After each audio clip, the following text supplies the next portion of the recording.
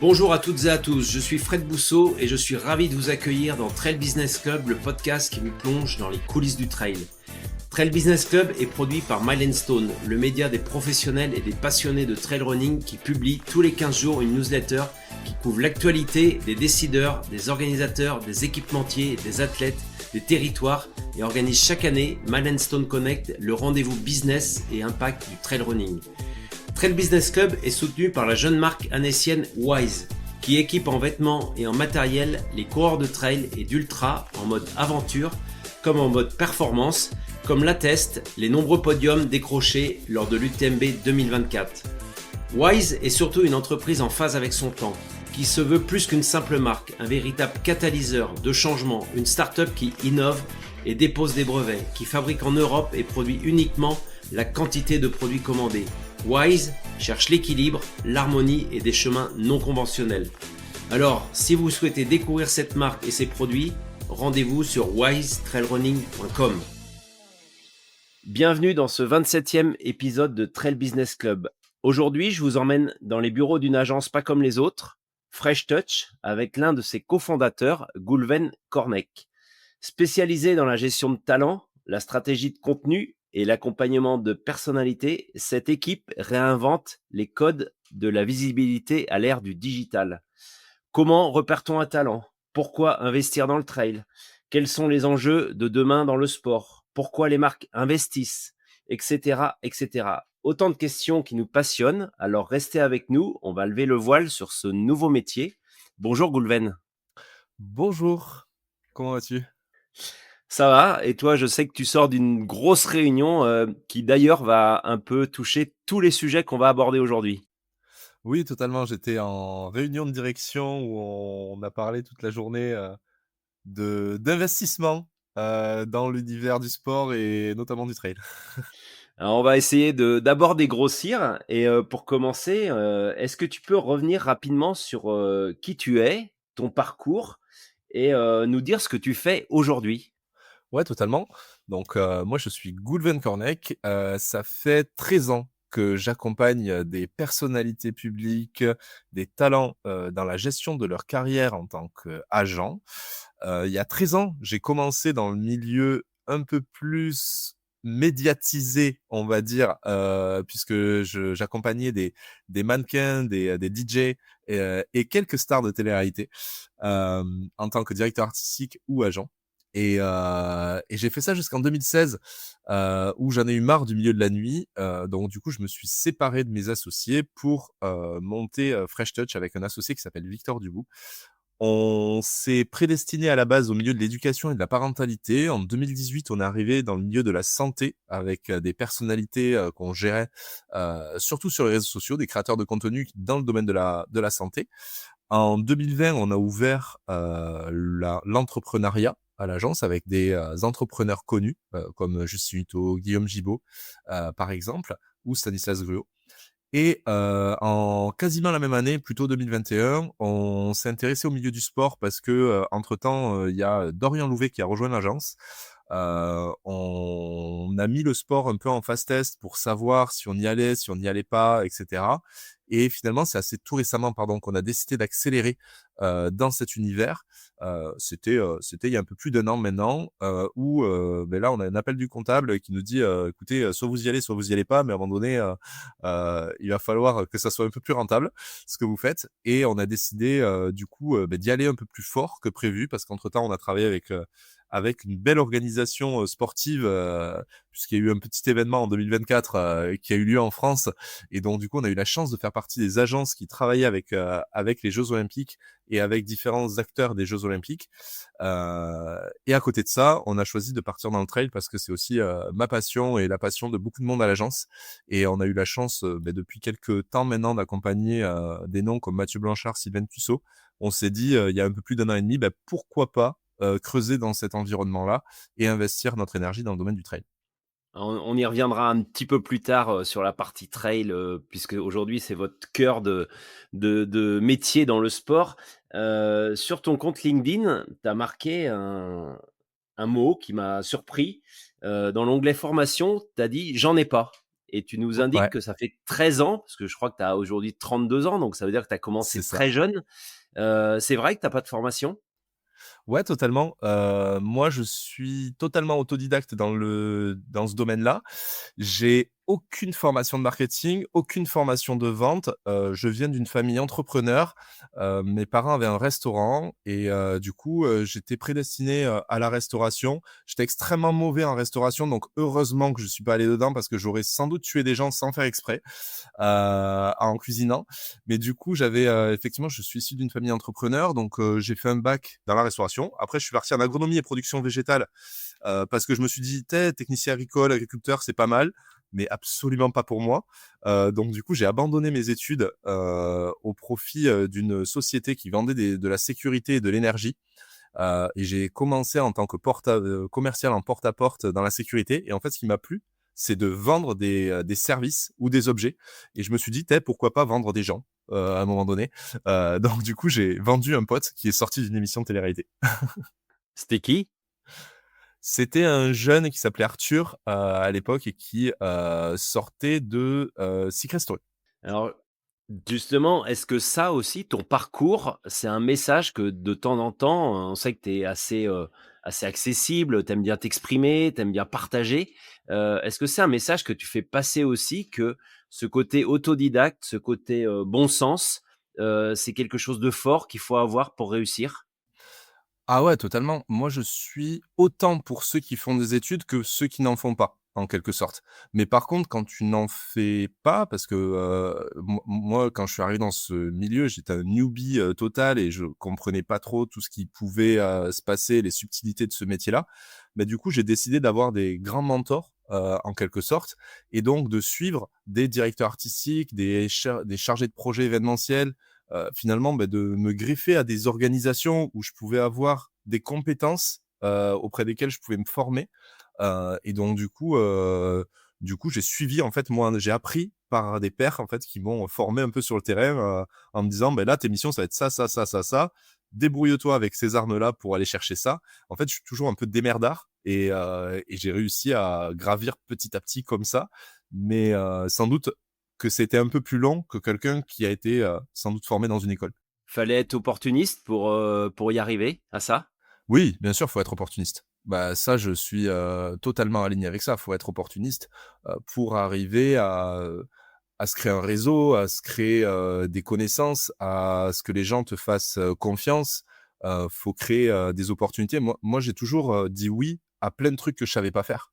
Quand on se lance dans le milieu de la santé en 2018, je réponds à un appel d'offres, que pose une connaissance à moi, qui s'appelle Nicolas, qui avait développé une grosse start-up dans le domaine de la santé et il m'appelle, il me dit: «Goulven, est-ce que tu es capable de me faire une campagne d'influence marketing énorme dans le milieu de la santé partout en France?» Je lui dis: «Mais pas de souci, on le fait». Putain, je raccroche, je dis à mon associé qui était déjà Victor à l'époque, je dis: «Je pense que je viens de capter un budget monstrueux, mais je sais absolument pas quoi faire avec parce que je connais personne dans le milieu de la santé». Et donc du coup, on avait capté le budget avant même d'avoir la connaissance de marché de ce qu'on pouvait faire. Parce que moi, à l'époque, j'avais même pas considération qu'il y avait des ordres médicaux et qu'il fallait faire attention, qu'on pouvait pas faire, du commerce de la médecine. Donc du coup, en style 3 semaines, on a dû tout apprendre autour du comment on travaillait avec un professionnel de santé, comment c'était pas finalement du commerce ce qu'on faisait, pourquoi on pouvait faire de la prévention et pas de la commercialisation, et de conseiller mon client que je venais de remporter sans aucun savoir-faire, et de l'autre côté aller chercher des talents que je ne connaissais pas. Donc du coup, ça, si c'est pas d'opportunisme, je sais pas ce que c'est, ou de la folie, je sais pas trop. C'est parfois ce qu'il faut aussi pour réussir et justement dans ce côté, ce nouveau métier que tu découvres, dès, 2019-2020, même un peu avant, c'est quoi en fait ce métier d'agent et comment on devient agent de personnalité? Parce que agent de personnalité, c'est peut-être différent, on le verra un peu plus tard. Agent dans le sport, c'est un autre métier qui est réglementé, donc il y a 2 facettes, mais comment on devient agent? C'est quoi? En fait, moi, je me suis pas rendu compte que j'étais agent, au début. Quand Je remets dans le contexte quand on m'appelle en 2013-2014 pour me dire «Salut Goulven, je vais sortir de là, il va me falloir quelqu'un pour m'aider, et cetera. Tu es bon commercial, est-ce que tu veux bien me commercialiser?» Ben moi, en fait, je deviens commercial d'une personne qui vend des prestations de services de présentiel dans des événements. Mais je me dis pas ce métier, c'est le métier d'agent. Je pense que c'est au bout de plusieurs mois que je croise quelqu'un dans une soirée qui me dit: «Ouais, mais en fait, tu es agent», en gros. Et c'est là où je commence à me renseigner sur le métier, de savoir qu'est-ce qu'un agent, et cetera. Alors on parle il y a des années en arrière, mais c'était trop drôle. Je pratiquais un métier sans le savoir. Et après, maintenant, je dirais que le métier d'agent, il est hyper englobant. Je dis souvent, on est ce que le talent veut qu'on soit pour lui. Ça, c'est hyper important. Et ça marche dans le sport, ça marche chez les personnalités publiques, ça marche chez les créateurs de contenu. On est son bras droit. Certes, on le commercialise, on vend ses services, mais on le protège juridiquement. On est aussi là pour l'écouter, l'accompagner, essayer de le développer en notoriété. Comment je vais te façonner pour que tu ailles atteindre tes objectifs. Et c'est tout ce scope-là qu'un agent, il est un peu. Donc, définir le métier d'agent, j'aurais vraiment beaucoup de mal à te donner un cadre concret. Je pense qu'on a un métier à 50% du temps qui est assez commercial, mais à 50% du temps qui est basé sur le relationnel et la compréhension de ce que veut faire le talent pour pouvoir l'amener quelque part. Et après, on a tout l'aspect juridique, et cetera, forcément, qui rentre en jeu. Et effectivement, comme tu dis, agent dans le sport, qui est finalement un nouveau métier pour nous. Donc, nous, on est agent d'image dans le domaine sportif. Ça veut dire que il y a l'agent sportif purement qui est licencié sur différents sports. Typiquement, nous, on représente un joueur de rugby. On n'a pas le droit de gérer un transfert. Donc, on passe par un agent qui gère le transfert à notre place. Par contre, on gère toute sa partie image, donc toute sa partie affiliation, association avec les marques. Et donc, du coup, là, nous, on est agent d'image pour lui. Voilà, c'est la petite différence, effectivement, qui peut exister avec un agent sportif. Et donc, on n'est pas concurrent avec les agents sportifs, la plupart du temps. OK, c'est beaucoup plus clair, je pense, pour, tout le monde. Donc tu le disais, 2020, avec Victor Dubout, vous créez, cette agence, Fresh Touch, aujourd'hui, dont on Enfin, on entend. crée la partie sport, Ah parce OK. elle est depuis 2016. L'agence Fresh Touch, elle existe depuis 2016, mais on crée vraiment le Fresh Touch sport, on va dire. Alors, on revient 2016, Fresh Touch, où vous rencontrez avec, tu nous disais, tu te sépares de tes anciens associés, tu quittes la société, tu recrées avec Victor, cette société. Quel a été le déclic et à quel moment on décide un matin en se levant en se disant, «Bon allez, c'est bon, on y va», pareil, opportunité, prise de risque, inconscience, ou c'était quelque part un petit peu plus calculé du fait de la rigueur de Victor? Je sais pas, alors ça s'est pas fait un matin, ça c'est sûr. Je quitte au moment où je pars de mon ancienne structure, je pars d'un certain cadre qui marche plutôt bien et c'est sûr que je me pose beaucoup de questions à ce moment-là. Maintenant, je sais ce que je quitte et je sais pourquoi je le quitte. Je ne veux plus faire du milieu de la nuit, je veux plus faire, de l'événementiel pour faire de l'événementiel. Je veux retrouver une stabilité de vie où j'ai pas à me coucher à 7 heures du mat 3-4 jours par semaine pour pouvoir faire du réseau, pour pouvoir accompagner des talents ou autre. Je sais pourquoi je quitte cet univers et donc du coup et puis surtout je m'entends plus avec mes associés du tout. Vraiment il y a une rupture qui se crée avec mes associés, sauf avec une qui a remonté une société avec qui ça se passe très bien. Mais bon, bref, on s'entend plus. Et donc du coup, quand je décide de partir avec Victor, et que Victor décide de partir avec moi, en gros, c'est que Victor avait intégré ma structure en tant que commercial, freelance et on va pas se mentir, il était extrêmement mauvais en tant que commercial. Par contre, il était extrêmement bon sur toute la partie gestion pure, en fait, de la structure. Enfin je voyais toute la partie gestion qu'il avait et donc il y a eu une sorte de coup de foudre professionnel qui s'est mis en place au bout de plusieurs mois, où on travaillait tous les 2 main dans la main, moi partie commerciale et lui finalement plutôt structurel, dans une structure qui ne lui appartenait pas. Et donc du coup, on se dit, un peu naturellement, est-ce qu'on monterait pas notre structure ensemble? Parce que, heu, moi j'ai plus envie de faire d'être dans le milieu de la nuit, d'être dans le milieu d'événementiel, d'être dans cet accompagnement de ces personnalités qui se valent et qui sont très bien, mais c'est plus mon délire. Et est-ce qu'on montrait pas un truc beaucoup plus centré effectivement sur l'éducation, la parentalité et quelque chose de plutôt bien-être? Et là, bah, ça a matché. On est partis tous les deux là-dessus. On avait deux. Au début, on vendait d'autres services. On créait des sites internet. On était centre de formation à côté parce que la seule structure Fresh Touch ne se suffisait pas à elle-même pour vivre en tant qu'agent au début en 2016.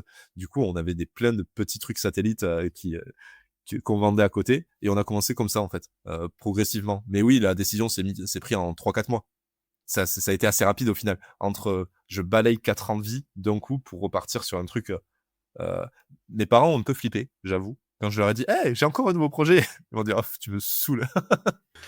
Finalement, c'était un peu sortir de l'adolescence pour rentrer dans le monde adulte avec un projet un petit peu plus ficelé, un petit peu plus sérieux. Oui, oui, c'est ça. Ben, en fait, aujourd'hui, Victor a tout ce background très juridique. Il sort de grosses études de droit, de grosses études de commerce. En gros, lui, c'est l'associé qui a beaucoup d'études et qui est très structuré dans sa manière de voir les choses. Et moi, je suis un peu le foufou qui va être hyper créatif, partir dans tous les sens, pas se rendre compte des fois tu vois, de la notion de rentabilité. Moi, c'est quelque chose qui est très abstrait pour moi. Donc, du coup, c'est cet équilibre des deux univers qui fonctionne bien, pour le coup. Alors, vous créez cette agence. Aujourd'hui, vous êtes basé à côté de Toulouse. Vous bossez avec des gens de la France entière, voire même plus loin en Europe. Quel est le chiffre d'affaires de Fresh Touch en 2024? Vous êtes combien de salariés à travailler sur tout ce management de talent et de personnalité? En 2024, Fresh Touch a dépassé 5 millions d'euros de chiffre d'affaires. Euh,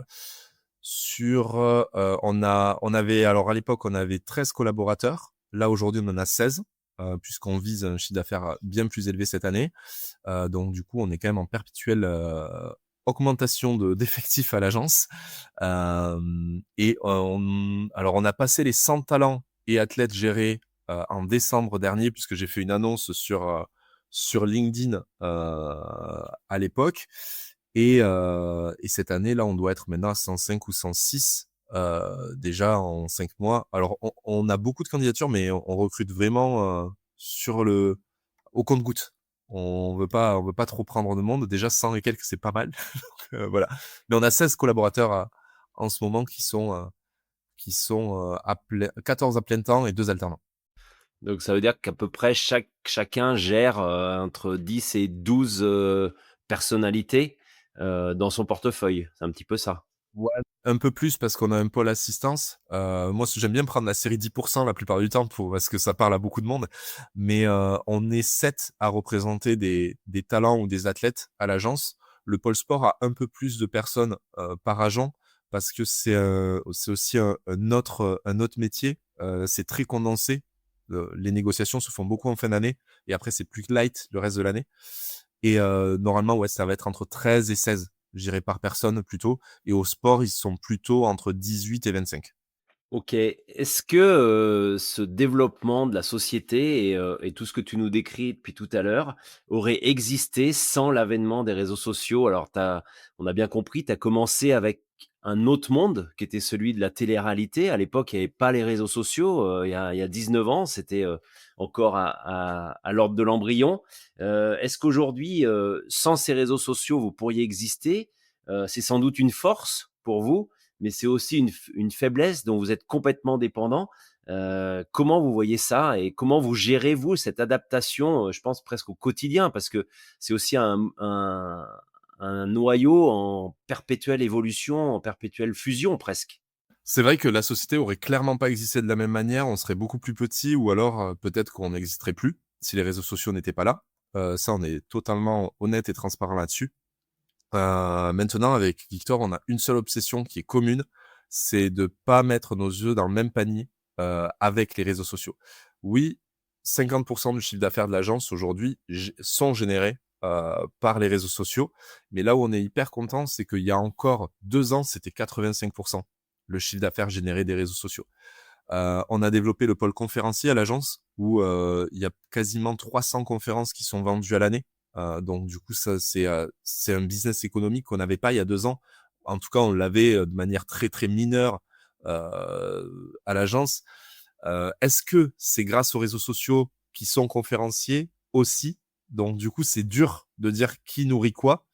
On a développé l'édition. On est super content d'être à l'origine du succès de Major Mouvement aujourd'hui en édition, qui a vendu 500 000 livres, qui a dépassé les 500 000 livres sur 3 livres vendus aujourd'hui. Donc forcément, ça, c'est un peu décorrélé des réseaux sociaux parce qu'on se rend compte dans l'édition que les réseaux sociaux n'ont pas grand-chose à voir avec le succès d'un livre.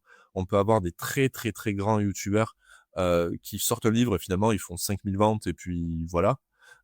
Et on peut avoir des tout petits créateur de contenu. Je pense à une fille qui s'appelle Little Bembao, qui a créé son premier livre. Elle avait 5000 followers. Elle en a vendu 100 000 des livres, qui est chez nous aussi. Et donc, on essaye de développer en fait d'autres parties de l'agence qui permettent de pas reposer à 100% sur les réseaux sociaux.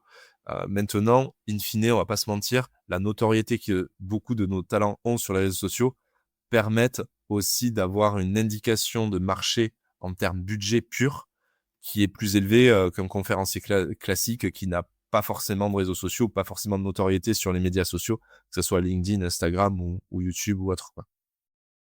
Donc la valeur, entre guillemets «marchande», de quelqu'un dépend aussi de sa valeur sur les réseaux sociaux, de sa valeur en nombre de followers. Ça, ouais, c'est induit, c'est sûr. Et celui qui me dira le contraire, je pense qu'il se voile un peu la face. Et on le voit même dans le domaine sportif aujourd'hui. Alors peut-être que tu veux qu'on y vienne un peu plus tard, mais un sportif qui développe son marketing et sa notoriété sera toujours mieux valorisé. Ah, il faut toujours qu'il fasse de la performance. Et ça, je reviendrai jamais sur la performance. Mais à performance équivalente, celui qui aura développé son autorité, son marketing via les médias sociaux, via les médias traditionnels, RP, etc., sera mieux valorisé auprès d'une marque ou auprès d'un annonceur, auprès d'un sponsor. Alors la transition est toute trouvée, justement l'agence et les talents, les liens, on viendra un petit peu plus tard sur la partie trail, hein. On va rentrer progressivement Mmh, dans votre, pas de souci. univers, dans notre univers, celui qui nous anime. Tout le monde connaît Hugo Clément, qu'on a vu, nous annoncer l'autre jour, lors de Milestone Connect qui serait à la Maxi Race, à l'Adidas Terrex Maxi Race dans quelques jours. Vous accompagnez aussi Major Movement, tu en as parlé, le kiné, qui prône ses conseils sur les réseaux sociaux et récemment Violette d'Orange. Alors quand on cumule ces trois personnalités, j'ai calculé plus de 3 millions de followers, donc ça pèse. Comment on parvient à enrôler ces gens-là, sachant que ça doit vraiment pas être simple dans un univers qui doit être ultra concurrentiel aussi et ils doivent être très très sollicités. Oui, bien sûr. Alors, Major Mouvement, si on fonctionne par date d'arrivée dans l'agence, Major Mouvement, c'est le tout premier talent dans le domaine de la santé qui est rentré à l'agence. On parle de 2018. Donc, pour ceux qui se rappellent de l'histoire que j'ai fournie en début d'épisode sur l'appel d'offres que j'avais remporté en milieu de la santé, c'est le premier talent à qui j'ai fait appel sur cet appel d'offres en disant bonjour Monsieur Grégoire, je pense que j'ai une opération pour vous. Et du coup, on s'est connus de là, 2018. Lui, il allait arrêter les réseaux sociaux. Il avait 40 000 abonnés sur les réseaux sociaux. Il allait totalement arrêter. Et il me dit, dans tous les cas, ça me prend trop de temps, ça demande trop d'argent. J'arrive pas à trouver de modèle économique. À côté, j'ai une famille, j'ai des enfants, etc. Et donc, du coup, je pense que je vais arrêter. Et du coup, je lui ai dit, est-ce que tu veux que je t'aide? On se donne quelques mois. Et si financièrement, j'arrive à te trouver un modèle économique viable, tu peux continuer. Et du coup, ça a été après la magie qui a opéré, puisqu'avec Grégoire, il y a eu une forme de magie qui s'est mis en place. Et donc du coup, on a commencé à travailler. On est rentré effectivement chez Care. Après, on est rentré chez LPG. Tous ces noms-là, on les voit régulièrement passer encore maintenant sur ces réseaux sociaux. Donc du coup, c'est une belle histoire qui dure depuis plusieurs années. Et il est devenu énorme, Major Mouvement. Quand je signe son livre, il a 100 000 abonnés sur les réseaux sociaux. On est en plein confinement et je me doute pas de ce qui va arriver. Et ce qui va arriver, c'est quoi? C'est qu'il sort, on a l'idée d'un livre, il a l'idée d'un livre, les 10 clés pour un corps en bonne santé. Les 10 clés, il a l'idée avant le confinement. On n'a même pas parlé encore d'épidémie mondiale. Et en fait, c'est un livre pour se sentir mieux chez soi et faire des exercices chez soi. Et on le sort entre le premier et le second confinement. ce livre-là.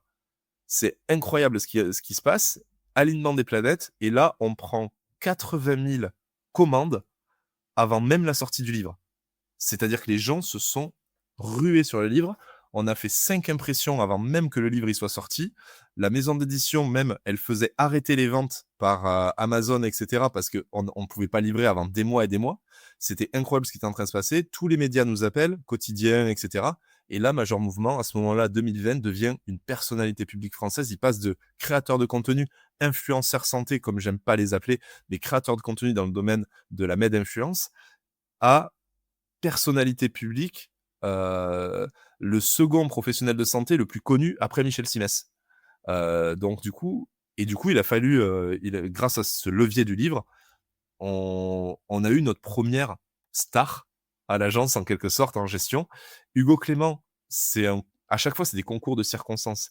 Hugo Clément, je voulais que Major Mouvement et Hugo Clément se parlent et fassent une vidéo YouTube ensemble sur tout ce qui est végétarien et véganisme par rapport à la performance sportive et à tout ce qui s'ensuit. Donc il y a une vidéo qui existe sur les réseaux sociaux.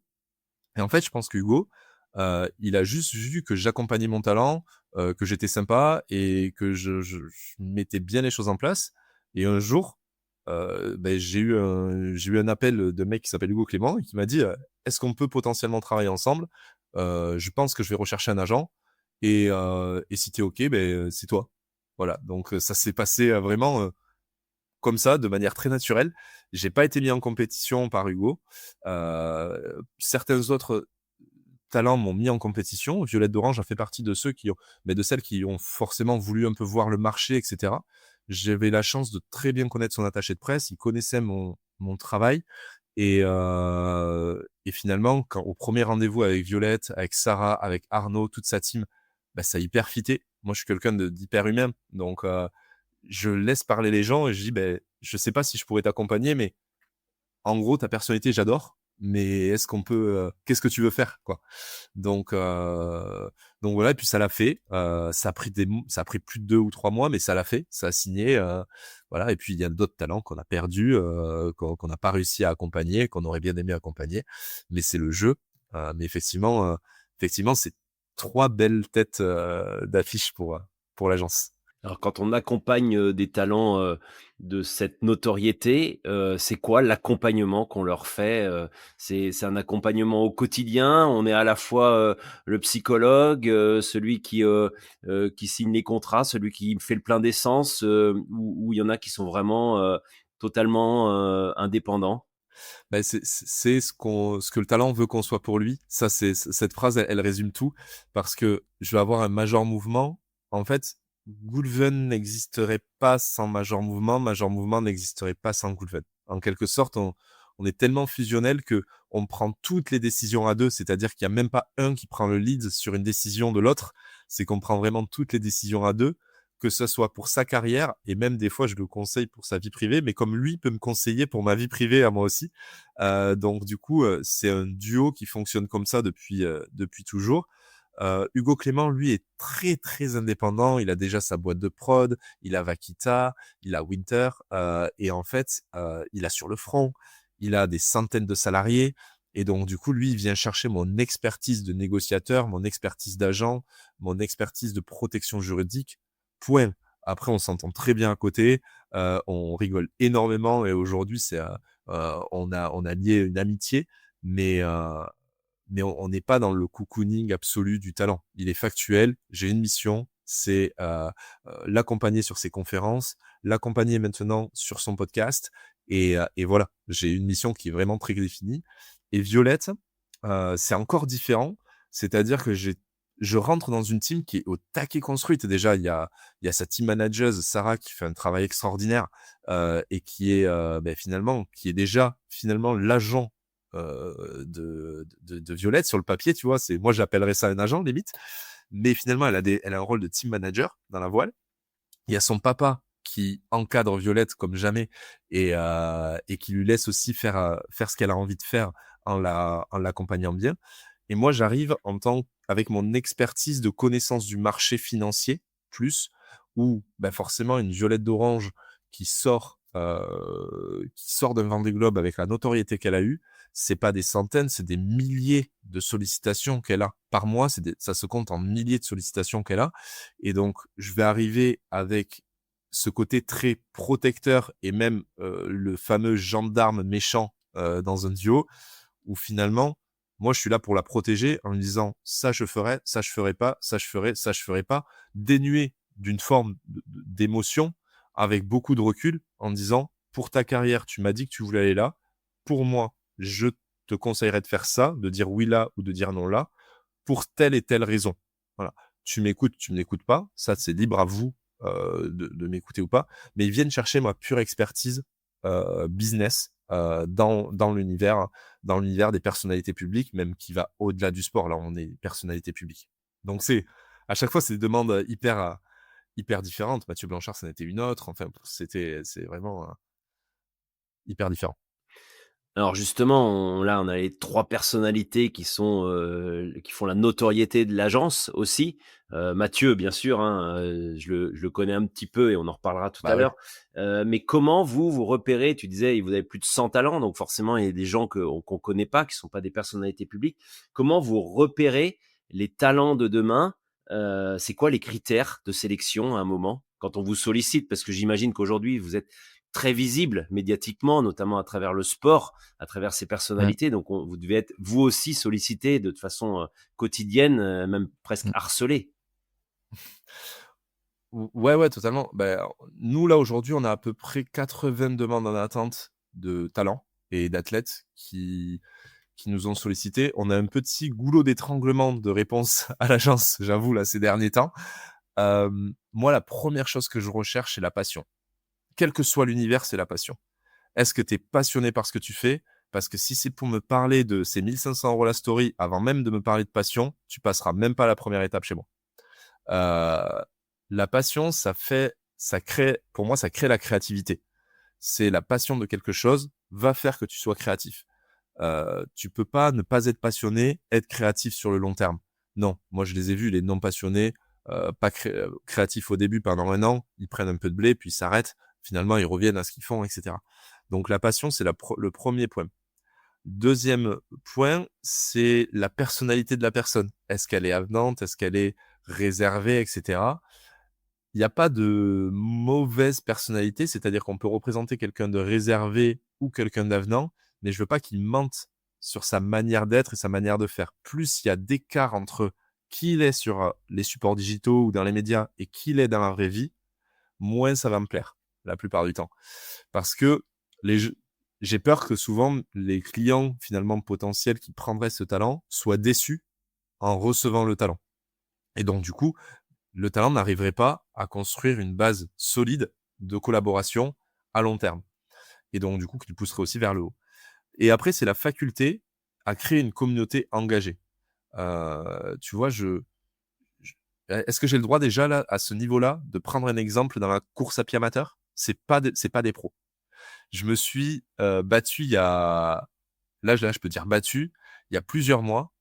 Je vois un petit mec qui court sur les réseaux sociaux. Il a 10 000 abonnés, 17 000 abonnés. Et je dis, ce mec va devenir énormissime sur les réseaux sociaux et ça va même dépasser les réseaux sociaux dans les années à venir. Et ça, j'en mets ma main à couper, mon corps à couper, tout ce que l'on peut en couper.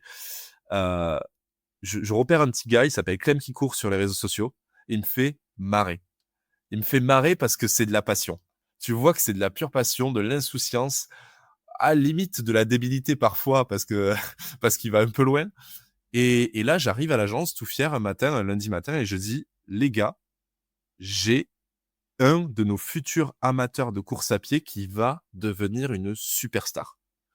Alors, les gens, ils ont un peu l'habitude que j'arrive avec mes extrapolations à l'agence. Donc, en réunion du lundi, je présente le gars, je me fais un peu secouer par ma direction commerciale et mon responsable talent en me disant, ben, écoute, il a l'air sympa, mais je sais pas ce qu'on peut en faire à l'agence, il est un peu trop déluré peut-être pour nous, etc. Je lui dis, ben, c'est totalement le profil qui nous manque pour répondre à certaines campagnes peut-être un peu plus fun, un peu plus pushy, un peu plus déluré, parce qu'on n'a pas ce profil-là. Donc, j'arrive à me battre pendant 3 semaines avec l'accord de Clem où je l'avais au téléphone. Je dis, je te garantis qu'il me faut 3 oui moi, pour rentrer à l'agence. Donc, il me faut celui de mon associé, il me faut celui, de William et il me faut le mien. Et après, on prend énormément en considération aussi aux agents, comment ils ressentent le profil. Et là, du coup, j'arrive à l'imposer à l'agence, un peu à contre-cœur de certains talents, et on en a parlé avec Clem pendant longtemps, derrière, de certains, pardon, talent managers. Et je le confie à une agente qui est pas spécialement amoureuse, on va dire, du profil, mais ça lui dérange pas. Et du coup, ils commencent à bosser ensemble, et cetera. Et au final, aujourd'hui, cette agente, elle se verrait pas ne pas travailler avec Clem, parce que ce qu'il est en train de devenir, c'est exceptionnel. Et en fait, c'est ce côté de, des fois, avoir un peu du nez, je dirais, de dire, ben, ça me fait marrer, ça me fait bicher, je sens qu'il y a un truc, on y va. L'expliquer, c'est dur, mais voilà. Bah, c'est peut-être encore l'opportunisme dont on parlait tout à l'heure, Oui, finalement. sans doute, sans doute. Alors dans tout ça, avant de rentrer, dans le trail, quand on parle de Clem qui court, que peu de gens connaissent aujourd'hui, finalement, par rapport à Hugo Clément ou Violette d'Orange, comment, l'agence gagne sa vie et qui gagne quoi dans cette affaire? On n'a qu'un seul modèle économique pour les gros et les petits, on va dire. C'est le 20 de commission, sur tout ce que font, nos talents ou nos athlètes. Donc on gagne 20 sur la transaction financière qui est dealée avec une marque. Aujourd'hui, pour qu'une agence comme nous commence à gagner de l'argent, on a souvent mis un curseur aux alentours de 100 000 € à l'année de rémunération, heu, pour un talent en net pour lui, dans sa poche, pour que nous, en termes de commission, on puisse avoir assez pour payer nos charges. C'est assez vrai, et dans toutes les agences de gestion aujourd'hui, il y a 80 des talents qui financent 20 des talents, pardon, qui financent les 80 qui montent et avec qui on a l'espoir un jour qu'ils rejoignent ces 20. Et plus il y a de 20, plus il peut y avoir de 80. C'est pour ça que nous, on sait qu'aujourd'hui, on va avoir un seuil autour de 130 talents qu'on ne pourra pas dépasser. Dans la stabilité économique, de la structure, on ne peut pas déplacer 130, 135 talents au regard du nombre de talents qui sont viables en développement économique. Donc effectivement, des majors mouvements en font largement partie. Et après, en termes, il y a une autre notion qui est assez marrante, c'est combien un gros talent peut faire rentrer de petits talents dans l'agence.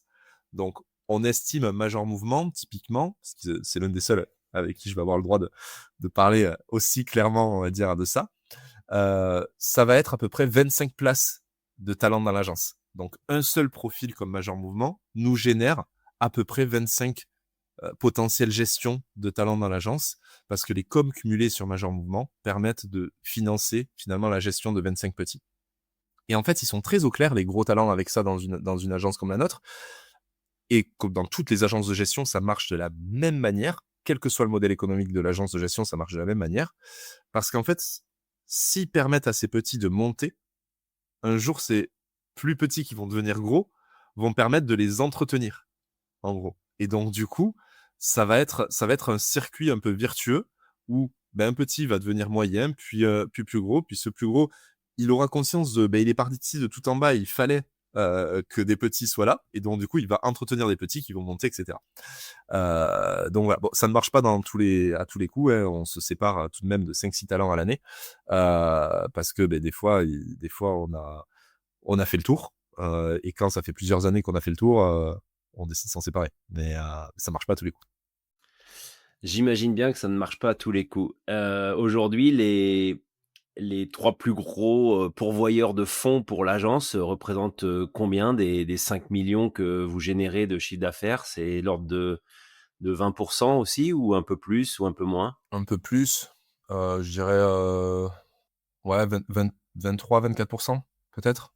Donc un 1,5 million à peu près? 1,5 million, ouais. 1,5 million, peut-être 1,8 million, à peu près, les 3 plus gros. Pour donner une idée, pour parler concrètement, heu, un major mouvement, il faut savoir que nous, par rapport à ce qu'on lui rapporte, lui, il a 20 collaborateurs qui s'occupent de major mouvement. l'écosystème Major Mouvement entre les vidéastes, les attachés de presse, les agents, les assistants, etc., c'est 20 collaborateurs. La seule unité Major Mouvement.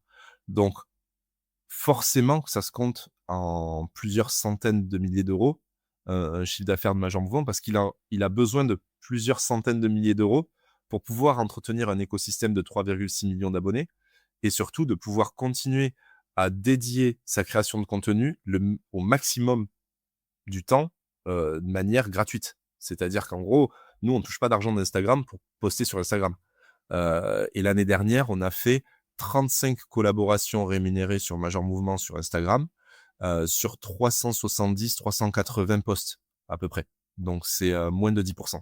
Pour donner une idée sur un gros, quoi. Aujourd'hui, s'acheter, toujours entre guillemets, une prestation, Hugo Clément pour, par exemple, une conférence, ça coûte combien? Il faut passer par Fresh Touch, j'imagine, et ça coûte combien? Pour se donner un ordre d'idée, hein.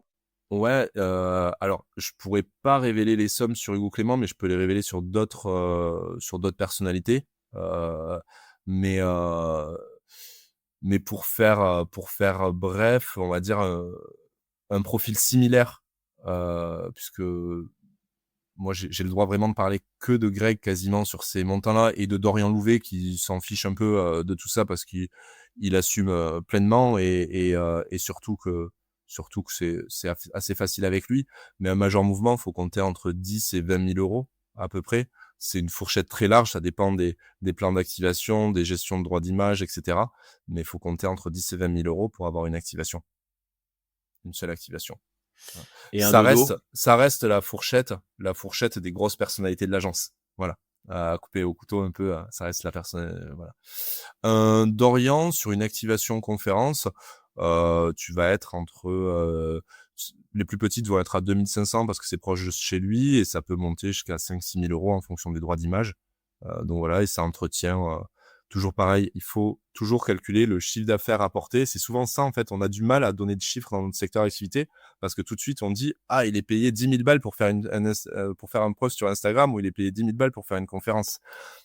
C'est juste que c'est des gens qui ont des économies avec beaucoup de frais aussi derrière. Alors oui, ils vivent très bien, hein, il y a pas de souci à se dire là-dessus, mais ils ont des économies avec beaucoup de frais. Des vidéastes, des assistants, des agents. Nous, on prend déjà 20.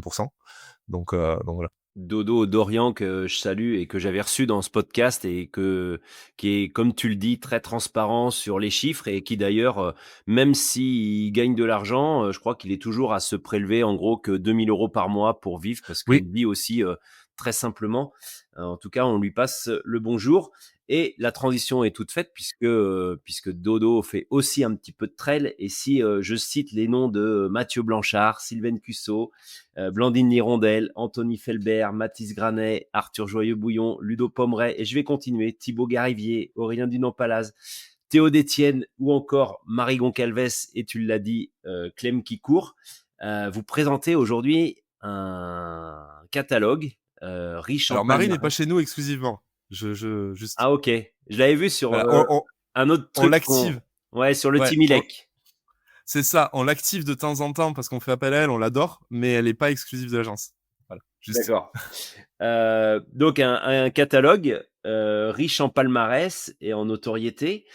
Pourquoi justement avoir choisi le trail running?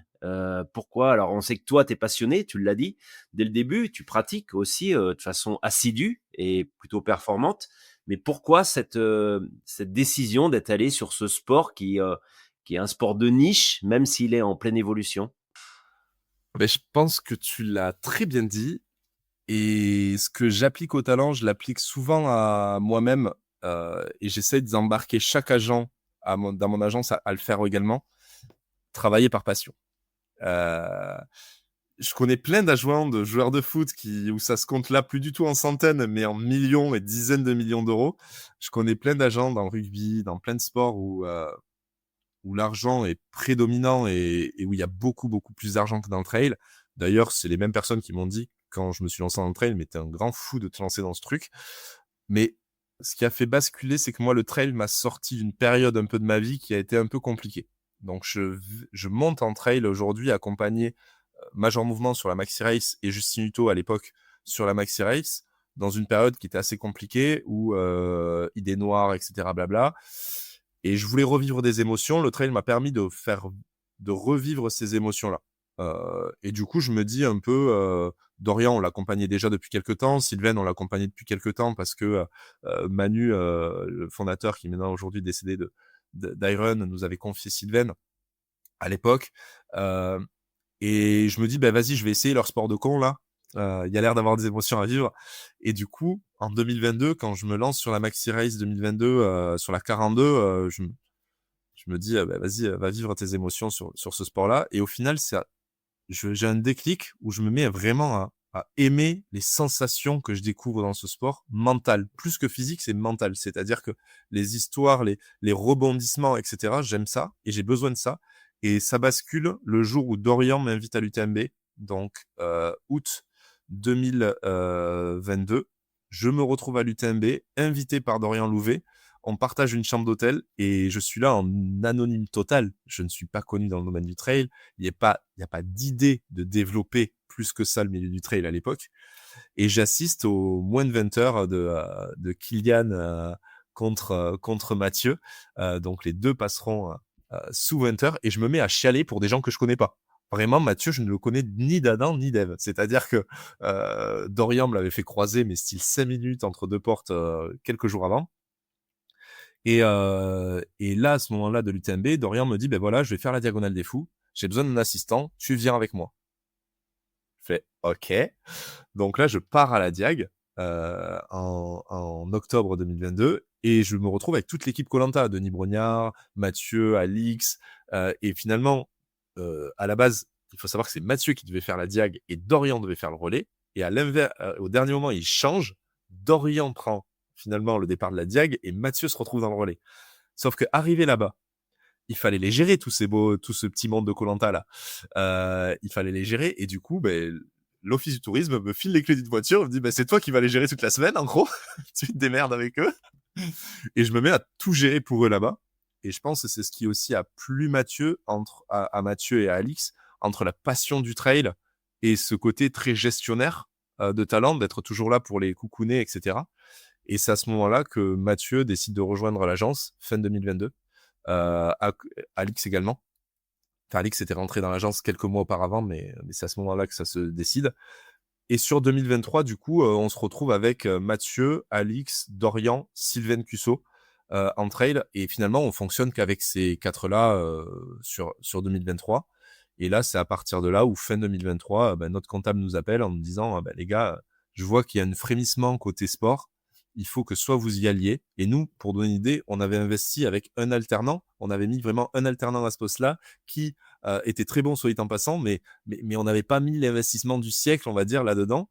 Et finalement, fin 2023, on me dit à notre alternant, est-ce que ça te dirait de passer en CDI et tu passes officiellement agent dans le domaine sportif chez nous. Et donc, du coup, là, Valentin nous rejoint. C'était le tout premier investissement qu'on faisait dans le sport.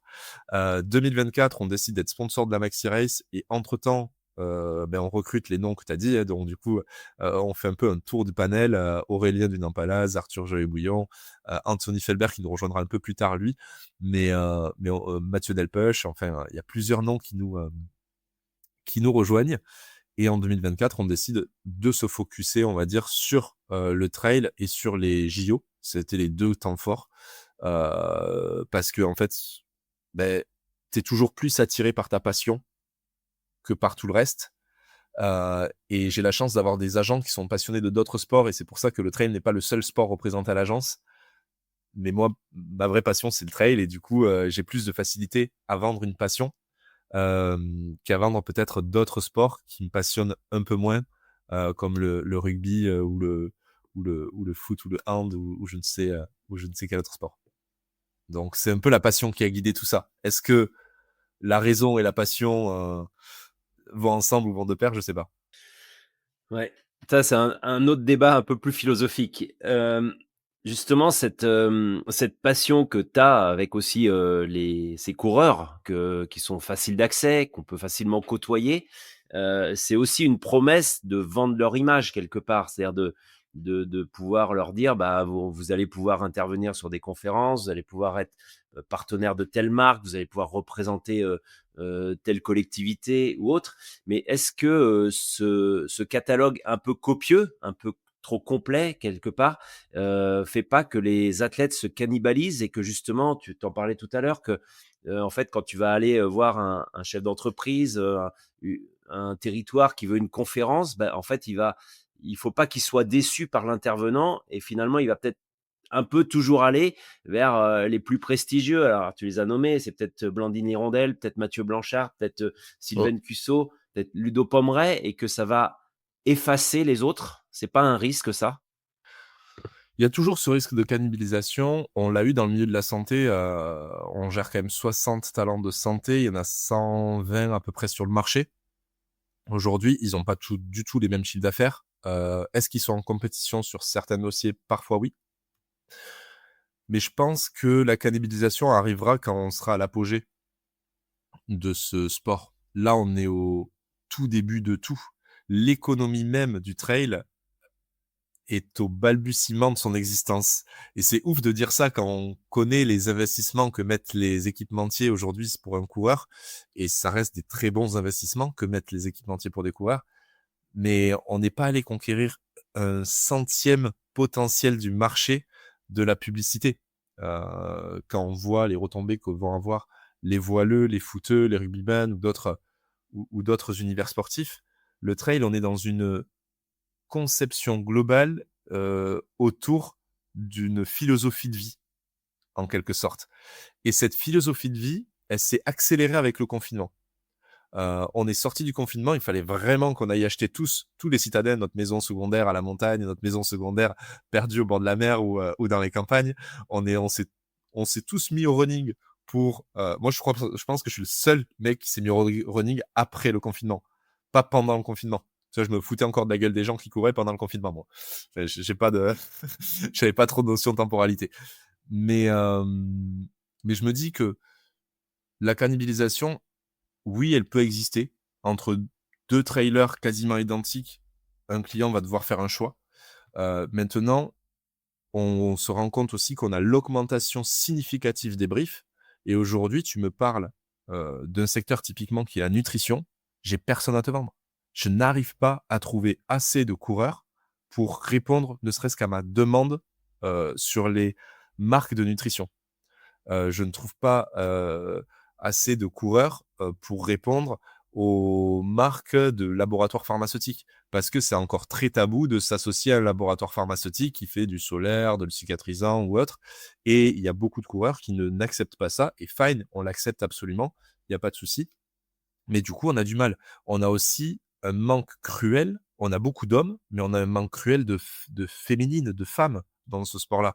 Moi, aujourd'hui, quand je propose une campagne, et tu vois, on prenait l'exemple de Marie où certaines pensent qu'elle est chez nous, mais on va chercher des coureuses extérieures ou des coureuses amatrices pour pouvoir compléter nos campagnes parce qu'on n'a pas assez de noms à fournir. Donc du coup, je me dis effectivement peut-être qu'il y a un marché un peu plus mature chez les hommes qui est existant parce qu'il y a du choix, on va pas se mentir. Chez les femmes, c'est le désert absolu de femmes disponibles en trail et en plus qui souhaitent collaborer avec des agences. J'ai échangé avec de nombreux coureurs professionnels.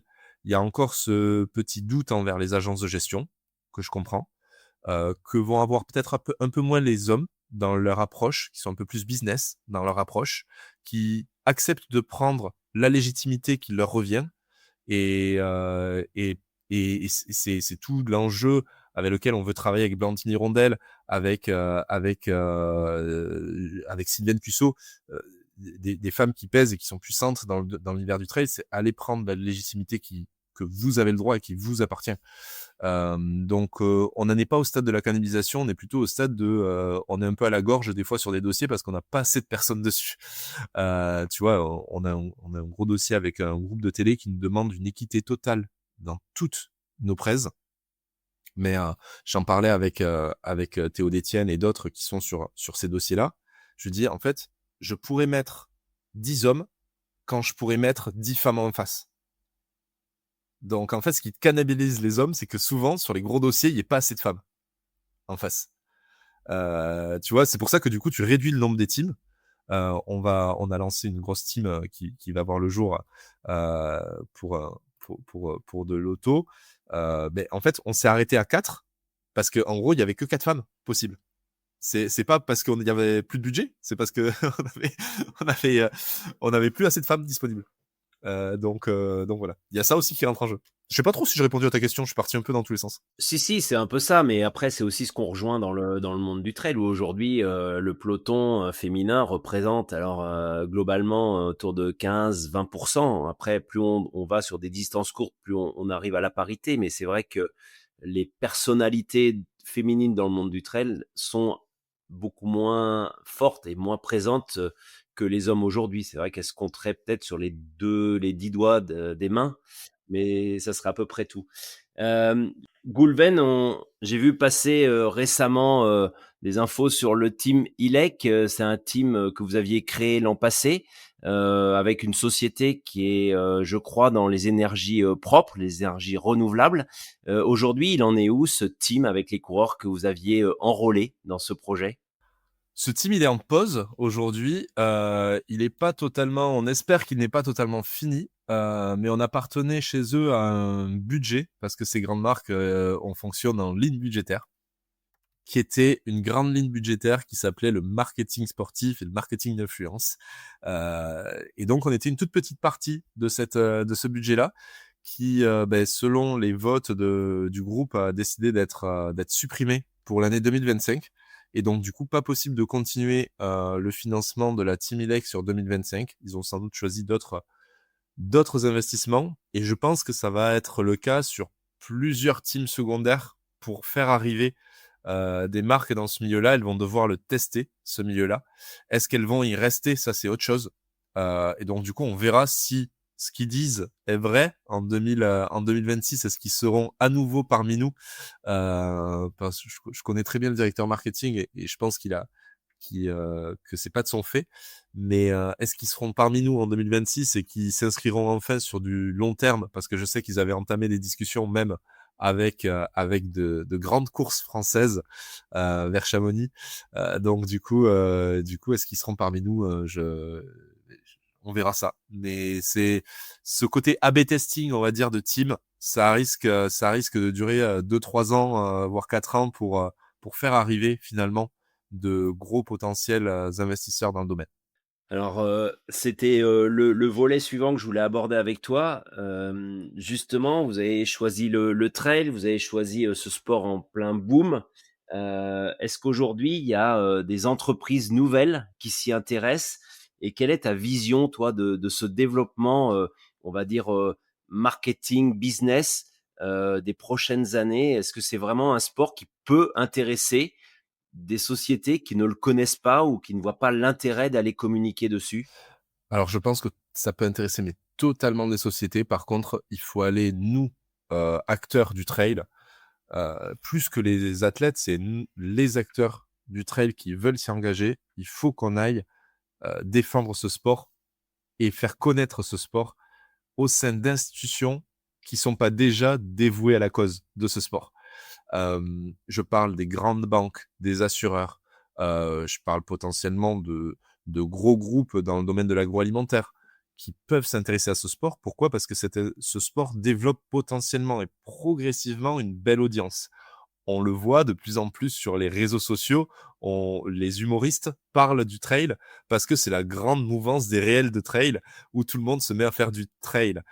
Donc on s'est encore fait bâcher là par un humoriste il y a quelques jours qui nous a confondus avec des randonneurs. Donc du coup, moi je trouve ça très drôle, mais on sent que du coup, ça devient un petit sujet d'actualité en fond, le trail.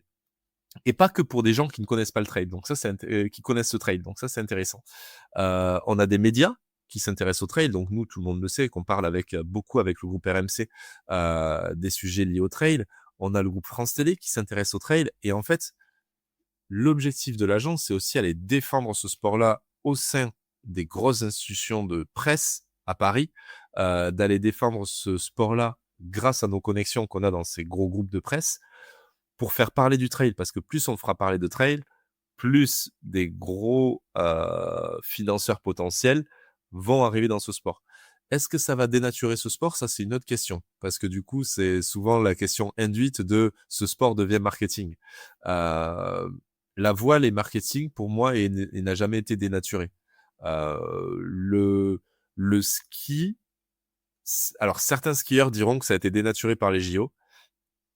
Globalement, certains domaines du ski restent aujourd'hui assez bien financés en fonction des pays, mais sont quand même de bons gros financeurs. Et pourtant, à mon sens, ça n'a jamais trop été dénaturé, malgré ce que les JO peuvent faire de temps en temps comme aberration en montagne. Mais je pense que c'est en ayant cette connaissance du marché parisien où on va sortir un peu du microcosme général de tout le monde se connaît entre elles et tout le monde se serre la main et on veut rester entre nous, à aller plus loin, pousser le pas des entreprises et faire découvrir à des grands patrons d'entreprise un sport qui est de la valeur, qui fait bouger les gens. Pourquoi? Parce qu'aujourd'hui, la plus grande cause d'arrêt maladie dans une entreprise, c'est la sédentarité, c'est le mal de dos, c'est le burn-out, c'est tout ce que contre quoi ce sport peut lutter aussi. Donc du coup, on vient faire du bien aux gens avec des baskets et en pleine nature. Donc cette philosophie, elle attire quand même de plus en plus. Alors tu le disais, vous êtes arrivé, dans le monde du trail, plutôt 2022-2023 là, c'est Ouais, vraiment très récent. c'est récent. Avant, il y avait quelques agents, des managers, des consultants, des gens, parfois peu scrupuleux. On en a rapidement parlé lors Mmh. du Milestone Connect, des gens qui avaient des méthodes un petit peu, bizarres parfois. Est-ce que vous, agence Fresh Touch, vous avez le sentiment aujourd'hui d'avoir donné et d'être en train de donner un coup de pied dans cette fourmilière? Même si tu me disais, l'autre fois à l'issue du connect, que parfois vous agaciez un petit peu, certaines personnes, mais est-ce que vous sentez que vous pouvez apporter quelque chose à cette évolution? Bah, j'espère que oui, en tout cas, j'espère vraiment que oui. Je pense qu'on a permis aussi à une nouvelle génération de personnes qui voulaient être agents de se lancer. On le voit. Maintenant, je découvre plein d'agents, dans le domaine du trail que je connaissais de loin sur d'autres secteurs d'activité et c'est super cool parce que l'objectif n'a jamais été d'avoir l'ultra monopole de marché et d'être la seule agence référencée du marché. Mais c'est que ça ouvre des perspectives, ça ouvre aussi de la transparence parce qu'alors nous, notre commission, on la crie haut et fort auprès de tout le monde, on l'assume pleinement. Nos talents sont dans les discussions, et nos athlètes également, ils peuvent parler de prix et de contrats signés et de toutes les petites clauses d'un contrat avec nos clients. On n'a jamais peur de ce qu'ils vont découvrir derrière. Et ça apportait aussi de la transparence. Par contre, par rapport à cette omerta qu'il y avait, je pense que les agents, dans ce genre de microsphère qui était le trail peut-être il y a 5-6 ans en arrière, comme ils pouvaient travailler en omerta totale dans cette microsphère et qu'ils pouvaient défendre plus leurs intérêts peut-être que l'intérêt des coureurs, ben forcément, il y avait plein de trucs qui apparaissaient derrière et je sais que Arthur en a été victime, Grégoire Kurmer en a été aussi victime, ils le disent publiquement. Donc du coup, c'est nous on a amené de la transparence, on a amené aussi peut-être un modèle économique, on a amené une structure de comment potentiellement une structure de gestion fonctionne à viable, enfin que c'est viablement économique quoi, que c'est viable en tout cas, un modèle de structure de gestion comme la nôtre. Donc peut-être qu'on a, j'ai envie de dire, inspiré des jeunes à devenir agents. Peut-être qu'on a inspiré, on inspire peut-être des marques maintenant à dire, ben, on n'est pas vos ennemis, on est là pour développer l'image de vos athlètes. Typiquement, je prends l'exemple d'un petit jeune qui était au Détienne, que beaucoup de personnes connaissent dans le microcosme du trail, ou je prends l'exemple de Mathieu Delpech, que pareil, dans le microcosme du trail, des gens connaissent.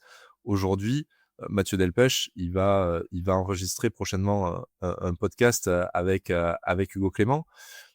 Et ça, cette opportunité de visibilité, en quelque sorte, on l'offre à son équipementier qui est Brooks aujourd'hui. Parce que Mathieu Delpech va être propulsé d'un coup sur une audience de millions de personnes. Et in fine, le logo qu'il aura sur la poitrine, ça reste celui de Brooks. Et on fait la même chose avec Théo Détienne pour New Balance, et on va faire la même chose dans l'accompagnement pour Mathieu ou pour Dorian ou pour d'autres personnes, où on va essayer de toujours mixer nos connaissances pour apporter à la marque aussi le pourquoi elle nous a fait confiance, le pourquoi elle est venue chez nous signer un athlète qui est pour la performance en priorité, mais aussi pour le marketing de l'autre, de dire qu'on est capable de faire connaître ton athlète, de faire pousser ton athlète. Anthony Felbert va annoncer prochainement un super projet qui va aussi servir son équipementier. Et donc, du coup, on essaye de faire comprendre ça aux marques. Alors, il y a des marques hyper avancées comme New Balance, comme Brooks, effectivement, comme Oka ou comme ASICS et aujourd'hui Salomon qui l'entendent et qui sont à fond avec nous. Il y a peut-être d'autres marques qui nous voient encore comme les grands méchants loups qui allons faire monter le prix parce que la commission est plus importante si c'est à 40 ou 50 000 euros plutôt qu'à 20 000 euros. C'est sûr, il y a ça aussi. Alors tu parles de chiffres et je te remercie pour cette transparence et cette limpidité. Lors du Connect, je le recite au mois de mars, tu évoquais les investissements que vous faites et tu étais aujourd'hui sur cette réunion budgétaire de direction. Tu parlais de 1 500 000 euros investis pour un chiffre d'affaires généré global auprès de ces athlètes, je parle dans le trail, hein, de 300 000 euros et une commission L'année pour dernière. vous donc de 20%, c'est facile à calculer, 60 000 euros. Et si on prend 60 000 euros de 1,5 million, ça fait un taux de rentabilité de 4%. Est-ce qu'aujourd'hui, Fresh Touch peut encore se permettre de vivre et d'investir autant d'argent avec finalement, je vais être un petit peu dur, mais un taux de rentabilité aussi bas, aussi faible? Un directeur financier couperait rapidement toutes les manettes, non? Bon, c'est les gros enjeux de discussion que j'ai avec mon associé. On a la formidable chance d'avoir une locomotive d'investissement qui est Fresh Touch et qui ne gagne pas sa vie du trail, pas du tout. On est très très loin des sujets de rentabilité sur le trail pour le moment. Alors, je rappelle quand même, le 1,5 million, il est pour 3 ans. C'est à peu près 500 000 euros par an d'investi dans le trail. C'est pas 1,5 million par an qu'on investit. Maintenant, ces 500 000 euros, effectivement, la première année, tu le dis, même si c'est 500 000 euros, moins 60 000 euros, on perd, on perd toujours 440 000 euros dans l'histoire. Donc, du coup, on n'est pas du tout rentable. Alors, on avait investi quand même un peu moins l'année dernière. La plus grosse phase d'investissement, c'est cette année. Où là, pour te donner une idée, l'année dernière, on avait 300 000 euros. Cette année, on va déjà être sur 450 000 euros de signés et sécurisés à date de chiffre d'affaires. Donc, on se rapproche plus des 300 000 euros de commission générés dans l'univers du trail et de l'outdoor aujourd'hui, donc 280 et quelques à peu près, plutôt que des 60 000 euros de l'année dernière. Donc, il y a eu un gap qui était énorme. Par contre, on investit un peu plus que 500 000 euros cette année, effectivement, sur toutes nos activations. Et nos activations, c'est quoi? C'est tout simplement déjà une personne en CDI l'année dernière, VS 4 personnes en CDI cette année. Donc du coup, ça fait x4. C'est facile, hein, pour le coup. x4 sur la partie CDI. On a la Maxi Race où on a beaucoup plus investi cette année, puisqu'on reste sponsor de la Maxi Race quasiment sur les mêmes termes que l'année dernière, mais on a créé une énorme house qui sera présent au Rivage où on loge beaucoup d'athlètes, on loge beaucoup de personnalités pour créer finalement des synergies. Il y aura 2 soirées d'organiser avec Fresh Touch et avec ses partenaires Iron et bien d'autres marques qui seront organisées sur la house. On va avoir une grosse activation qu'on va révéler très très très prochainement maintenant parce qu'elle arrive très vite, qui va être pendant tout l'été à Chamonix. On a un super plateau événementiel qui arrive de plus de 700 mètres carrés sur Chamonix pendant tout l'été. Et je pense que là, c'est sur ça surtout que la réunion portait tout à l'heure, parce que tout est en train de s'envoler en termes de tarifs sur Chamonix. Et donc, du coup, on a un gros plateau événementiel qui va arriver où on espère accueillir à peu près une centaine de talents, d'athlètes pendant tout l'été et de mixer tout ce réseau, etc. Forcément, on couvre les 2 plus grandes courses qu'il y a à Chamonix, Marathon du Mont Blanc et UTMB, au travers de cette installation qu'on fait de 3 mois à Chamonix. Et déjà, c'est pas mal un investissement parce que ça demande un pognon fou. Maintenant, est-ce que là, on est sur la 2e année d'investissement, le ratio est en train de s'équilibrer, c'est-à-dire qu'on perd, allez, grosso merdo, on va perdre 250 000 euros cette année. Quand on veut faire du développement, il faut savoir perdre de l'argent. Point. Moi, je pars de ce principe-là, il faut savoir perdre de l'argent de manière raisonnée, mais il faut savoir en perdre. Et on espère avoir un équilibre à peu près à moins 50 000, voire 0 euros l'année prochaine, avec une nouvelle phase d'investissement aux alentours 1 demi-million d'euros, donc 500 000 euros à nouveau dans la phase d'investissement l'année prochaine. Pour que en 2027, on continue à investir 500 000 euros, mais qu'on passe dans le vert. C'est-à-dire qu'on gagne plus d'argent que l'investissement qu'on y met chaque année. Et c'est ce qu'on a fait dans la santé en 2018, quand il y avait que Major Mouvement au bord, à bord. On n'était pas du tout sur une rentabilité. Je crois qu'on a littéralement fait 8 000 euros de commission sur Major Mouvement en 2018, VS 3 personnes à temps plein dans l'agence. Enfin, c'était ubuesque l'investissement. Et aujourd'hui, si on prend le parallèle sur ce qu'on investit en santé, qui doit être un peu plus élevé que le domaine du trail, mais pas de beaucoup, finalement, on est largement, on est un peu plus bénéficiaire, et c'est l'argent généré dans les filières de santé, de business et d'éducation qui nous permet d'arriver dans le trail aujourd'hui. Et en plus, que toutes les filières se nourrissent, parce que le trail est très proche de la santé au final. On a énormément de collaborations où on a des machines de kinés du sport qui vont aller chercher des trailers maintenant et qui vont aller chercher nos kinés. On va avoir des laboratoires pharmaceutiques qui vont aller chercher nos docteurs en pharmacie, mais aussi nos typiquement sur le solaire. Mathieu Blanchard, il est totalement aligné pour tester un solaire, parce qu'il passe 50 heures dehors toutes les semaines, et de faire un feat avec une des docteurs en pharmacie les plus populaires de France pour faire une campagne de prévention sur le mélanome, sur le cancer de la peau. Donc du coup, il y a des ponts qui se créent, des parallèles, etc., qui se créent, qui sont hyper intéressants. Mais oui, Fresh Touch peut continuer encore à sortir des sous pendant un peu de temps. Si c'était la question pour résumer. On en fait, quand même, on gagne beaucoup plus de commissions cette année. On est content que l'année dernière. Donc la règle, ce qui est souvent le cas dans les entreprises, c'est quand même d'investir. Mais c'est vrai que là, aujourd'hui, vous prenez aussi un risque sur l'investissement. C'est pas comme investir dans une machine qui va Ouais. révolutionner ta production et tout. Aujourd'hui, vous investissez sur de l'humain avec une double prise de risque quelque part. C'est ça, c'est que en fait, on voulait investir de la même manière en triathlon. Finalement, on a décidé de se raviser, d'arrêter le triathlon. Je l'avais déjà annoncé au Connect, parce que Fresh Touch n'arrive pas à arriver sur le triathlon, on n'arrive pas à se comprendre avec les athlètes, et du coup, ça matche pas. Il y a un truc qui arrive pas à être scalé, en gros, entre le triathlon et Fresh Touch. Donc, nous, c'est pas grave, on coupe les vannes. On avait prévu à peu près, je crois, 200 000 euros d'investissement annuel sur le triathlon. Bon, on repasse à zéro.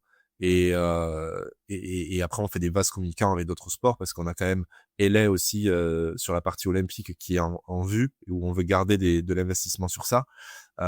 Et on s'est gamellé il y a quelques années en CrossFit, où on est arrivé trop tôt en CrossFit. Bon, c'est le jeu, hein. Tu testes des marchés, et on voit que dans le trail, on a quelque chose à apporter. On voit qu'il y a une expertise, on voit qu'il y a du conseil, on voit qu'il y a un développement, on voit que les athlètes sont hyper ouverts. On a un truc à apporter dans ce domaine-là. Et donc, du coup, ça parle par les chiffres aussi. Par le fait de passer de 60 000 euros de commission à 280 000 euros de commission, rien que ça, c'est parlant. Donc voilà. Après, tu prends un risque. Demain, tout le monde peut arrêter, peut dire j'en ai marre de Fresh Touch, je me casse, et du coup, toi, tu auras perdu ta mise, et puis voilà. Mais tu le disais tout à l'heure, vous en avez 80 dossiers en attente, donc vous pouvez en retrouver quelques-uns.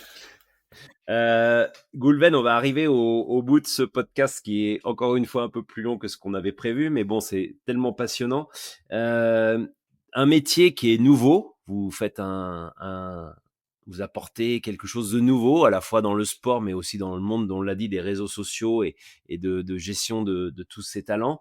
Quels sont les plus grands défis que vous avez à relever, et comment tu vois l'évolution de votre métier dans les prochaines années? Parce que, on l'a dit tout à l'heure, c'est beaucoup lié à ce qui se passe avec l'humain, mais aussi avec ce qui se passe avec les réseaux sociaux. Si demain, le groupe Meta décidait de taxer tous les gens qui font du business quelque part sur leur dos, ça pourrait changer la donne, par exemple. Ça va être c'est notre plus grand défi de toute façon, essayer de se dissocier un maximum des réseaux sociaux pour ne pas, que toute notre économie repose sur les réseaux sociaux. Aujourd'hui, Fresh Touch est encore perfusé aux réseaux sociaux, on le sait et ça, c'est un défi qu'on essaye de travailler, mais tous les jours, à l'agence. C'est comment arrêter de penser, que réseaux sociaux, que réseaux sociaux, que réseaux sociaux. Plusieurs collaborateurs ont aujourd'hui réussi à, on va dire, équilibrer leur chiffre d'affaires, entre réseaux sociaux et d'autres activités. Mais c'est sûr que ça, c'est sans doute le plus gros défi qu'on ait. Qu'est-ce que va devenir notre profession si demain Instagram s'arrête, si YouTube est coupé, si Facebook, Facebook, mais c'est un bon exemple Facebook parce que à l'époque, il y avait des Facebookers. Aujourd'hui, tu parles de Facebookers, plus personne n'entend parler de Facebookers. Or, Thibaut InShape, il faut savoir que c'était l'une des plus grosses communautés fitness sur Facebook et il a dû tout transférer sur Instagram pour continuer d'exister. Et c'est un peu la transformation qu'on a avec TikTok aujourd'hui, où TikTok a foutu quand même une balle, à Instagram, pendant un petit moment. Et où on se retrouve avec des stratégies de TikTok à l'agence qui sont, je dirais, nous, on est pas, enfin, moi, j'ai 2 petits jeunes, et putain, je parle comme un boomer, c'est bon. 2 petits jeunes à l'agence, qui sont fans de TikTok, mais moi, je ne comprends rien à ce réseau-là. Mais vraiment, je ne comprends rien. Alors, j'y suis parce qu'il faut y être, je sais l'utiliser, je sais poster des vidéos, etc. J'ai appris, mais heureusement que j'ai 2 petits jeunes qui me forment parce que, alors là, ils ont 20 ans, ils sont ils sont de ma génération plus que 2000 et et ils me forment. Mais ouais, c'est le plus grand défi, c'est comment se réinventer au quotidien et surtout, moi j'en parle ouvertement, c'est comment tu n'es pas, heu, totalement perfusé à un seul et même talent. Typiquement, nous, pendant longtemps, on était perfusé à Major Mouvement, on le sait, Lille le savait. Il en a jamais, mais jamais joué, alors qu'il a eu jusqu'à 65 de notre chiffre d'affaires à l'agence, quand même, c'est pas rien, 65, ça coule une boîte s'il part. Mais c'est aussi une discussion qu'on a de manière très saine avec Major Mouvement, de se dire, si Grégoire demain il a envie d'arrêter pour X, Y raison, on parle même pas de quitter l'agence pour une autre agence. Parce que ça, il aurait eu l'opportunité 10 000 fois, on lui a proposé des rachats, on lui a proposé beaucoup d'argent pour qu'il quitte Fresh Touch, etc. Donc ça, il a eu l'opportunité. Mais, mais Major Mouvement, à 55 ans, il s'amusera pas à faire hey, salut, une vidéo par semaine sur les réseaux sociaux. Ça, je pense qu'à un moment donné, il va passer le flambeau, il va passer la même. Et comment on arrive à se détacher aussi de cette manne financière pour l'agence, sans mettre en danger l'agence, dans le cas où il veut arrêter. Ça, c'est des gros sujets pour une agence, de pas avoir trop de pourcentage chez les gros, de chiffre d'affaires. Je pense que c'est aussi les enjeux de toutes les entreprises aujourd'hui, de pas avoir un ou 2 clients uniques et un ou Mmh. 2 produits uniques, auquel cas c'est se couler. C'est le problème, la problématique de tous les chefs d'entreprise, mais c'est bien d'en avoir conscience en tout cas. Totalement. Juste pour terminer, sur des notes un petit peu plus positives, et puis, un peu plus enjouées, quelle est la campagne, ou la collaboration qui vous a rendu, parce que je parle du coup au nom de toute l'équipe de Fresh Touch, qui vous a rendu la plus fière? Sans trop de payer ou non payer ou les 2. Ah non, le truc où vous vous êtes dit: «Waouh, c'est trop classe, c'est génial», puis oui, peut-être un truc qui vous a rien rapporté, mais dans lequel vous vous êtes dit: «Ah ouais, là, on peut être fier de ce qu'on a fait». Représentant de la santé auprès de l'ONU. Ça, en vrai, on n'a pas touché un centime, mais qu'est-ce qu'on était fiers d'être, reconnus en tant qu'agence de santé publique. C'était il y a 2 ans. YouTube nous contacte et nous dit: «Les gars, on vous amène à l'ONU, on veut Major Mouvement pour le porte-parole français des créateurs de contenu sur la santé». Celle-là, elle nous a bien envoyé, dans des stratosphères, de reconnaissance assez poussées. La deuxième, c'est Initiative Cœur parce que c'est une association c'est un mouvement associatif qu'on soutient depuis toujours. Et on est trop content. C'est Violette d'Orange qui reprend le bateau Initiative Cœur, qui fait la passation enfin en tout cas, qui est en ce moment avec Sam Davis pour potentiellement reprendre le truc. Mais bon, ça a été annoncé sur les réseaux sociaux. Et, euh, et ça aussi, de soutenir depuis 3 ans Initiative Cœur, c'est trop bien. Et paradoxalement, en soutenant cette association, on a croisé des businessmen avec qui on a pu travailler. Donc ça, c'est trop cool. Et si je parle là pour le coup de pure économie, ça va être Google, notre plus beau partenariat, quand on nous a commandé une prestation de sensibilisation contre les fake news sur toutes leurs plateformes. Donc pour lutter contre les fake news et les fake meds sur les plateformes, ça c'était cool. Et là, c'était une collaboration rémunérée. Juste pour finir, j'avais une petite question personnelle. Je me dis, toi qui, au quotidien, et au contact des gens d'influence, finalement, qui est-ce qui t'influence toi? C'est su Moi, je me fais influencer. En fait, moi, je suis le très influençable sur le papier. Moi, je m'influence des gens passionnés, c'est-à-dire que tu peux me transférer, je pense que tu pourrais m'influencer. Heu, qui m'influence? Si tu veux des noms, dans l'entraînement de trail, c'est Casquette Verte qui m'influence.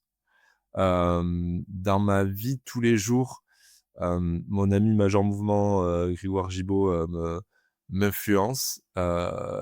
Dans, dans cette, dans l'état d'esprit d'entrepreneuriat, ça a souvent été Guillaume Gibaud que j'ai cité, le fondateur du slip français. Hem, je suis influencé par tellement en fait, moi, tout le monde peut m'influencer positivement. Bon, certains sans doute négativement. Tu vois, je peux être influencé, mais tellement facilement, heu, par des gens qui sont passionnés, en fait, qui je pourrais t'en citer, je pense que je peux en citer beaucoup. Je peux en citer beaucoup. Merci, c'est peut-être là aussi, le secret de la réussite. C'est à la fois l'opportunisme et se laisser influencer par, les gens de passion. C'est peut-être ça? Ouais. Ouais, c'est clair. Bah, typiquement, oui, c'était Diagonale des fous, Mathieu Blanchard qui me dit: «Viens, on va faire, quelques kilomètres, sur le chemin des Anglais». Bon, moi, j'ai cru mourir, hein, à ce moment-là. Heu, mais il m'influence positivement dans une forme de performance quand je vois son aisance, sa manière de parler, de pitcher et cetera. Et pour le coup, à l'époque, je me rends pas trop compte de qui est Mathieu Blanchard pour les autres, en gros. Moi, ça reste, un athlète très, très bon et un talent très bon. Mais en soi, j'ai jamais été, fan de personne, même pas de mes talents ou de stars que j'ai pu croiser. Sauf quand j'ai croisé Rihanna, là, c'était un peu dur, mais ouais. Eh ben, merci beaucoup Goulven et puis, je sais qu'on va se revoir bientôt du côté des berges du lac d'Annecy pour, l'Adidas Terrex Maxi Race. Vous serez au rivage juste en face avec un service d'ordre, je crois, assez, structuré puisqu'il y aura, tout partie de vos athlètes qui seront là et de vos personnalités, notamment Hugo Clément. Puis bah, bon courage pour tous ces investissements que vous faites et visiblement vous êtes sur la bonne voie. Donc on vous souhaite bonne chance et merci encore. Eh beh, merci beaucoup en tout cas, pour l'accueil, sur le podcast. Toujours un plaisir d'échanger avec toi et avec toute l'équipe. Merci, à bientôt. À bientôt. Merci d'avoir écouté cet épisode de Trail Business Club. N'hésitez pas à le partager et à nous dire ce que vous en pensez. On se retrouve dans 15 jours pour un nouvel épisode. D'ici là, je vous conseille de vous abonner à la newsletter Mile & Stone. Elle est gratuite et vous pouvez vous inscrire sur mileandstone.com.